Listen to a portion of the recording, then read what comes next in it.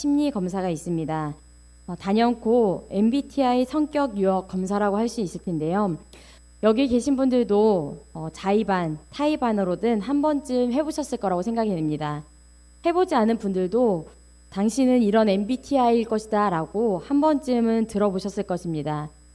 열풍이라고 할 정도로 많은 사람들의 관심을 받았던 가장 큰 이유를 생각해 보면 이 심리 검사를 통해서 서로를 알아보고자 서로를 좀 더 이해해 볼 수 있다라고 여겼기 때문은 아닐까 생각해 봅니다. MBTI 검사는 4가지 기준을 토대로 크게 16가지의 성격으로 사람의 성격을 분류해 보는 검사인데요. 앞에 화면을 한 번만 좀 띄워봐 주시겠습니까?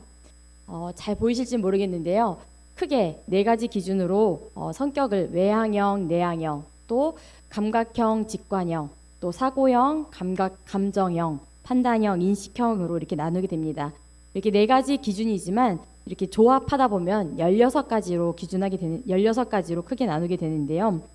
먼저는 나를 알고 또 상대방을 알게 되면서 나를 알고 또 상대방을 알게 되면 더 서로를 이해하는 방식을 관계를 더 좋게 쌓아가려고 노력하게 됩니다.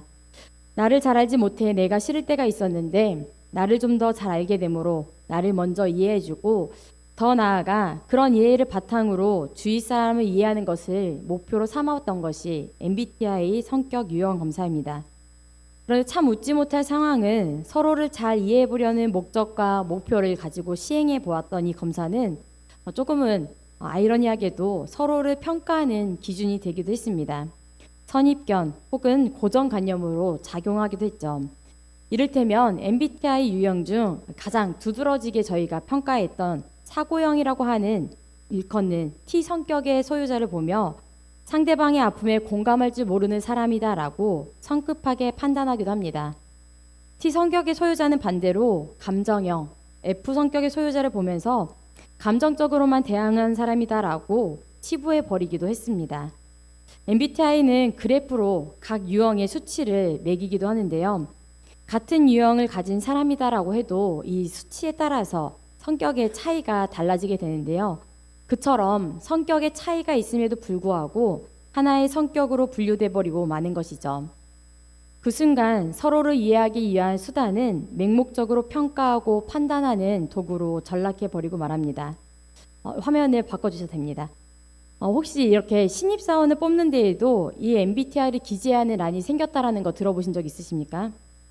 하나의 이력처럼 선호하는 MBTI 그리고 조금은 꺼려지는 MBTI가 있다라고 여기기 때문입니다. 성격이라는 게 옳고 그른 게 아닌데도 불구하고 단적으로 회사에서 조금 선호하는 MBTI가 있기 때문이죠. 아무래도 판단형 성격, 인식형 성격의 구분일 것입니다. 조금 더 익숙한 표현으로 따지자면 J와 P 성향인데요. 흔히 이 성향을 계획적인 사람, 즉흥적인 사람이다라고도 표현합니다. 여러분들이 생각하시기에 회사에서 조금 더 선호하는 성향의 사람은 누구일까요? 네, J 성향이겠죠. 계획적인 사람, 계획적인 것을 더 편애하는 사람, 그리고 계획에 맞춰서 움직일 수 있는 사람을 회사에서는 뽑길 바랄 것입니다. 그런데 꼭 단적으로 이렇지만은 않습니다. 예술계에 종사해야만 하는 사람들, 조금 더 창의적이고 유동적이고 또 과정을 중시할 수 있는 인식형 사고를 필요로 하는 회사도 있습니다. 그럼에도 대체적으로 계획적인 사람, 계획대로 움직일 수 있는 사람, 쉽게 말해 기한 안의 일을 끝마칠 능력을 갖고 있는 사람, 그렇게 그 일을 수월하게 해낼 수 있는 사람을 선호하게 되죠. 여러분들은 어떻게 인생을 꾸려나가고 어떻게 계획을 세우고 계십니까? 여러분들은 어떤 형식으로 삶을 이끌어 가고 계십니까? 우리가 이렇게 열심히 계획하고 살아가고 있는데 여러분들은 그 계획을 잘 이루고 계시는가요? 제가 며칠 전에 신문을 보는데 AI로 일자리 소멸 속도가 빨라질 거라 고용 쇼크 대비해 서둘러야 할 거라는 기고글을 보게 되었습니다. 이미 수년 전부터 제기되어 온 문제인데요.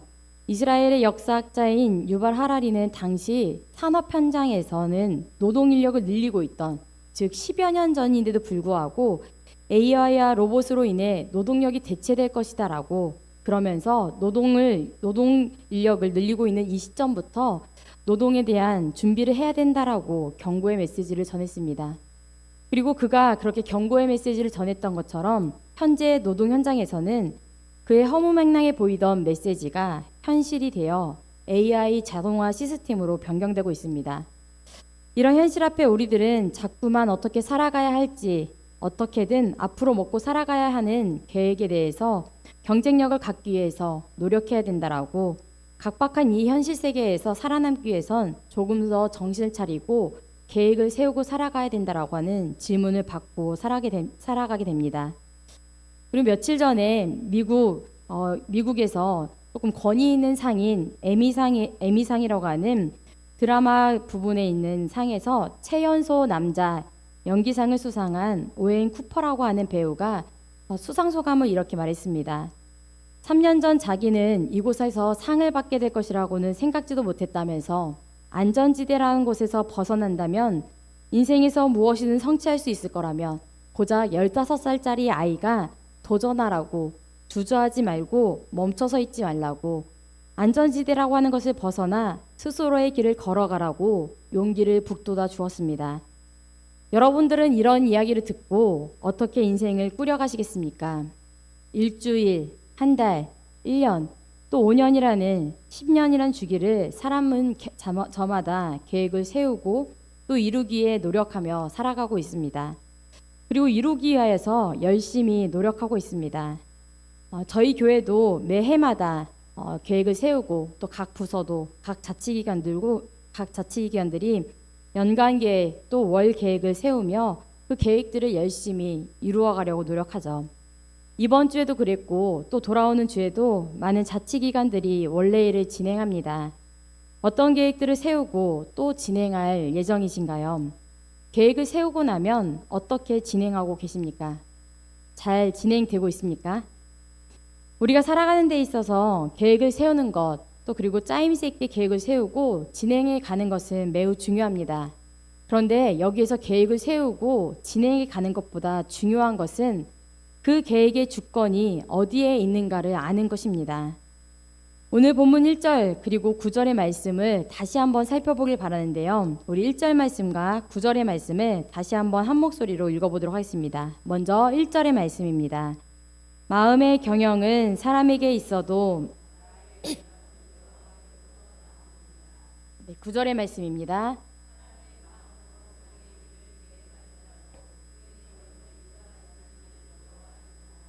아멘.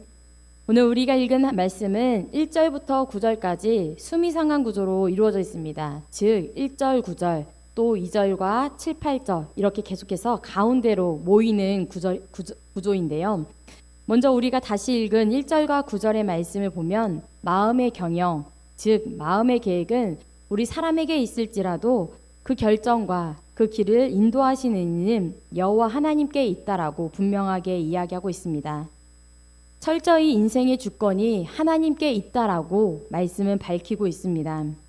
자칫 우리의 모든 계획을 막는 분으로 하나님을 오해할 수 있지만, 그래서 우리가 하나님을 매정한 분으로 서운하게 느낄 수도 있지만, 말씀은 분명하게 이야기하고 있는 것은 하나님은 그런 분이 아니라 우리의 삶을 이끄시는 분, 인도하시는 분이라는 것을 가르쳐주고 있는 것입니다.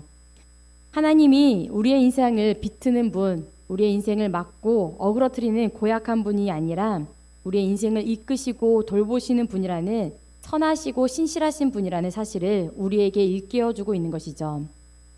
우리는 한계를 가진 인간입니다. 철저히 계획을 가지고 계획을 세웠을지라도 그 계획이 온전할지라도 그 계획이 어그러지기 일수인 늘 변수가 우리 삶 곳곳에 있는 그러한 한계를 가진 그런 한계 가운데 살아가는 자들이죠.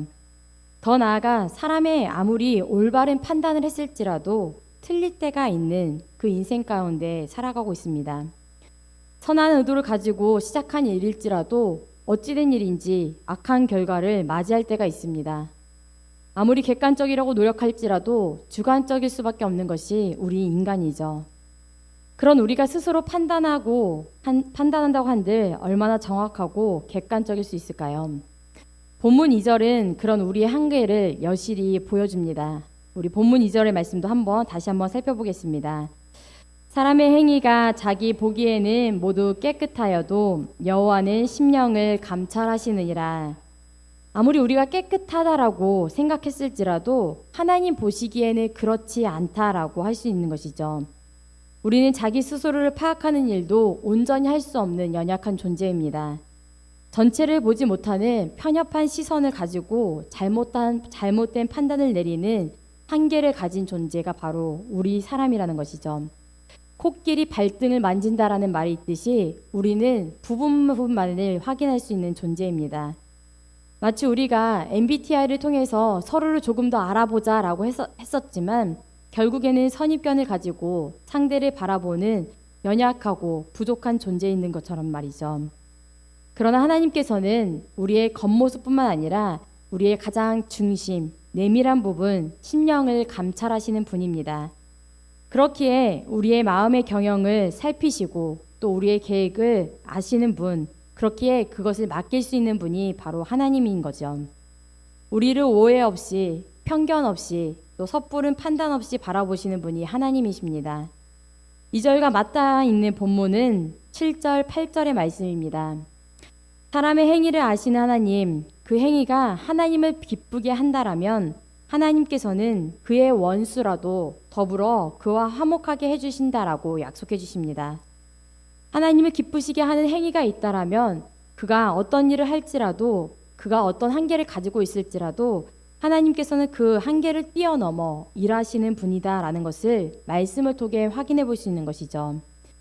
우리는 자칫 하나님께서 우리가 계획한 일을 막는 분이다라고 오해할 때가 있고 그로 인하여서 서운한 마음 또 하나님을 매정한 분이라고 호도할 때가 있지만 하나님께서는 우리의 길을 막으시는 분이 아니라 우리의 길을 여시는 분이며 새로운 길을 만드시는 분이시죠. 원수와 화목한 일이 어떻게 있을 수 있습니까? 우리 인간으로서는 할 수 없는 일을 하나님께서는 우리를 통하여서 일하고 계십니다. 그렇기 때문에 오늘 본문은 그런 하나님께 우리의 하는 일, 우리의 계획, 더 나아가 우리의 삶 전체를 맡기라고 합니다. 본문 3절과 6절의 말씀은 이렇게 이야기합니다. 너의 행사를 여호와께 맡기라. 그리하면 내가 경영하는 것이 이루어지리라. 인자와 진리로 인하여 죄악이 속하게 되고 여호와를 경외함으로 말미암아 악에서 떠나게 되느니라. 이 두 구절을 살펴보게 되면 하나님께서는 이 인생의 두 문제에 대하여서 즉 모든 것을 다루어 주시는 분이라는 것을 깨닫게 됩니다. 내가 경영하는 모든 것 너의 행사를 여호와께 맡기라 라고 말씀하시며 경영이라고 하는 일, 즉 긍정적인 영역과 죄악이라고 하는 부정적인 영역을 모든 것을 다스려 주신 하나님을 만나게 됩니다. 하나님을 경외할 때, 하나님을 신뢰하며 하나님께 맡길 때 하나님께서는 행사, 우리의 모든 영역들을 다루어 주신다라는 것이죠. 좋은 일뿐만 아니라 나쁜 일까지도 다스려 주시는 분입니다. 하나님께 모든 것을 맡기고 하나님을 신뢰할 때 좋은 일만 우리에게 베풀어 주시는 것이 아니라 악으로부터도 우리를 다스려 주시고 돌보아 주시고 지켜 주시는 것이죠. 우리가 잘 될 때만 하나님께서 우리를 돌보아 주시는 것이 아니라 우리가 악에 빠질 때에도 우리를 살뜰히 돌보아 주시는 분이 바로 우리를 지켜 주시는 분이 여호와 하나님이신 것입니다. 우리가 악에 빠져 있는 것이 우리가 하나님으로부터 내팽겨 쳐져 있는 것이 아니라 하나님께서 여전히 우리를 지키시고 돌보아 주시는 가정이라는 것을 우리가 믿고 나아가길 소망합니다. 우리를 죄악에서 떠나게 하는 것도 재앙을 피할 수 있는 것도 하나님을 경외하며 하나님을 닮아갈 때 가능한 것이라는 사실을 기억하며 그 언제나 하나님을 붙들고 살아가는 저와 여러분들이 되길 소망합니다. 그리고 하나님의 주권이 가장 극명하게 드러나는 곳이 있다면 그곳은 어디일까요? 악인이 심판받는 때입니다. 4절 5절의 말씀을 보게 되면 오늘 말씀에 가장 두드러지는 그곳 악인이 심판에 대해 다루고 있습니다. 우리 그리스도인들이 가장 낙심되는 때가 언제일까요? 우리가 잘 믿고 하나님을 붙든다라고 생각하는데도 불구하고 우리보다도 하나님을 믿지 않는 악인의 형통함을 바라볼 때입니다. 악인의 형통함을 바라보며 우리는 때로 침통함을 감출 수 없습니다. 믿음이 흔들리게 됩니다. 그러나 우리는 믿음이 흔들릴 필요가 없다라는 사실을 오늘 4절, 5절 말씀을 통하여 볼 수 있습니다. 악인의 형통함을 부러워할 필요가 없다라고 오늘 말씀에서 확인해 볼 수 있는 것이죠. 악인은 하나님의 도구로 쓰임 받을지 몰라도 그 쓰임이 다하고 나면 결국 그 끝은 영원한 심판에 이르게 될 것입니다. 하나님께서는 각 사람, 악인마저도 그 쓰임대로 지으시고 도구로 사용하지만 결국에는 그가 행한 대로 벌을 벌하게 되실 것이며 그가 행한 대로 보응하시는 신실하신 하나님이기 때문입니다. 그렇기 때문에 우리는 악인의 형통함을 바라보며 좌절할 필요도 없고 부러워할 필요도 없고 더 나아가 그의 길로 쫓아 나아갈 필요가 없습니다. 그런 어리석은 자가 되지 말고 하나님께서 말씀하신 그 길, 하나님께서 원하시는 길을 쫓아 나아가야 합니다. 우리가 해야 할 일이란 하나님께서 기뻐하시는 겸손한 길을 쫓아 나아가는 것이죠. 주권을 하나님께 맡기며 겸손하게 살아가는 것, 하나님께서 계획하신 일이 이루어질 것을 기대하며 하나님의 은혜를 구하는 삶이 바로 우리가 해야 할 길입니다. 시편 119편 105절의 말씀을 보게 되면 시편 기자는 이렇게 고백합니다. 우리가 너무나 잘 알고 있고 우리가 너무나 즐거이 고백하는 말씀인데요. 우리 앞에 있는 화면을 보며 함께 우리의 입술로 고백해 보겠습니다. 주의 말씀은 내 발의 등이요 내 길의 빛이니이다. 아멘. 주님의 말씀은 우리의 발을 비추는 등불이 되어 주시고 우리가 걸어가는 길의 빛이 되어 주십니다. 캄캄한 어둠 속에서 어디로 가야 할지 몰라 헤매일 때가 있습니다. 계획을 세우고서도 계획이 온전치 않아 흔들릴 때가 있습니다. 이 길로 가는 게 맞을까 두려울 때가 있고 불안할 때가 있고 자주 주저하며 뒤돌아볼 때가 있습니다. 우리를 비춰주는 밝은 빛이 있어야만 걸어갈 수 있을 것 같은데 그 빛이 비춰지지 않는 것 같아 두려울 때가 있죠. 그럴 때 갑자기 우리 발등을 비추는 빛이 있습니다. 그 빛은 바로 예수 그리스도, 말씀이 빛이 되어 우리 가운데 임하신 예수 그리스도께서 비춰주시는 빛이죠.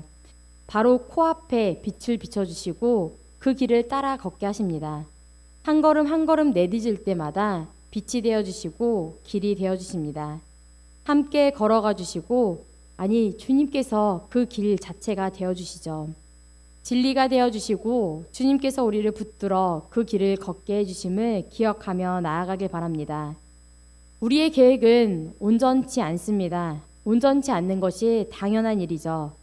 온전하지 않는 그 길을 온전하게 걸어갈 수 있는 비결은 주님을 붙들 때임을 기억하며 나아가는 지혜로운 구길의 성도님들 되시길 바랍니다. 그리고 그 지혜로운 길을 깨달으셨다면 그 길을 인도하시는 빛 대신 주님과 함께 그 길을 담대히 걸어갈 수 있는 저와 여러분들이 되길 소망합니다. 우리의 빛이 되어주시고 길이 되어주시는 주님이 있기 때문에 주님이 우리의 동력이 되어주심을 기억하며 주님을 신뢰하며 나아갈 때 우리가 주님께서 걸어가게 하시는 그 길을 완주할 수 있다는 사실을 기억하며 악인의 길을 부러워하지 말고 우리에게 걸어가게 하신 그 길을 완주할 수 있는 저와 여러분들이 되길 바랍니다. 우리 오늘 말씀 9절의 말씀을 다시 한번 읽길 바라는데요. 우리 오늘 말씀 9절의 말씀 함께 다시 한번 읽어보겠습니다. 사람이 마음으로 자기의 길을 계획할지라도 그의 걸음을 인도하시는 이는 여호와시니라. 아멘. 이 말씀을 잘라서 읽어볼 때 사람이 마음으로 자기의 길을 계획할지라도 그리고 뒤에 구절 그의 걸음을 인도하시는 이는 여호와시니라 라고 나누어서 읽어볼 수 있습니다. 앞에 구절에 집중해서 읽게 되면 우리의 마음에 겸손해지지 못하고 교만함이 싹트게 됩니다. 그리고 뒤에 구절에 집중해서 읽게 되면 하나님의 은혜를 구하며 나아가게 되죠. 그리고 앞에 구절에 집중해서 읽게 되면 하나님께서 우리의 길을 막는 것처럼 보이게 됩니다. 그러나 뒤에 구절에 집중해서 읽게 되면 하나님의 다음 없는 인도하심, 하나님의 사랑하심, 그리고 하나님의 은혜를 경험하게 됩니다. 사랑하는 성도 여러분, 어느 구절에 여러분들의 눈과 여러분들의 마음을 집중하시겠습니까? 하나님께서 다음 없는 사랑으로 하나님께서 강인한 팔로 여러분들을 붙들어 주고 계십니다. 그리고 가장 안전한 길로 여러분들을 인도하고 계십니다. 그리고 실패하지 않는 길, 온전한 길로 그리고 생명의 길로 여러분들을 붙들어주고 계심을 믿으며 하나님께서 인도하시는 그 걸음 그리고 하나님께서 이끄시는 그 길로 담대히 나아가기를 소망하며 걸음걸음을 걸어가시기를 소망합니다. 그 걸음을 완주하고 그 마지막 종착지에서 저와 여러분들이 다시 만나기를 소망하며 하나님께서 인도하시는 그 길을 담대히 걸어가겠다라고 결단하며 나아가는 저와 여러분들이 되길 소망합니다. 그러한 은혜를 기대하며 이 시간 함께 기도드리겠습니다. 사랑의 하나님, 매일매일 우리의 발걸음을 인도하시는 주님을 신뢰하며 나아갑니다. 우리가 하나님을 오해하지 않고 또 하나님의 신실하신 사랑을 의지하며 하나님께 우리의 길을 맡기며 우리의 삶을 맡기며 나아갑니다. 우리를 바른 길로 이끌어 주시는 하나님을 믿으며 나아갈 때 우리가 더욱더 순종하며 우리의 마음을 하나님께 붙이며 나아가게 하여 주시옵소서. 우리의 계획을 넘어 선한 길로 인도하시는 주님을 신뢰하며 나아갈 때 우리의 삶을 내어 맡길 수 있는 용기도 더하여 주시옵소서. 모든 것 감사드리며 예수님의 이름으로 기도드립니다.